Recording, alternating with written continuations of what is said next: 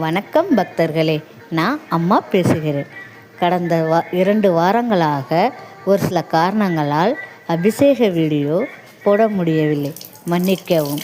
இந்த வார வெள்ளிக்கிழமை ராகு காலத்தில் மங்கள பொருட்களான மஞ்சள் பொடி, மாவு பொடி, பால், பஞ்சாமிர்தம், தயிர், எலும்பிச்சம்பழம், நாட்டு சர்க்கரை, குங்குமம், சந்தனத்தால் அபிஷேகம் செய்து அம்பாளுக்கு தீபார்த்தனை மிக சிறப்பாக நடைபெற்றது.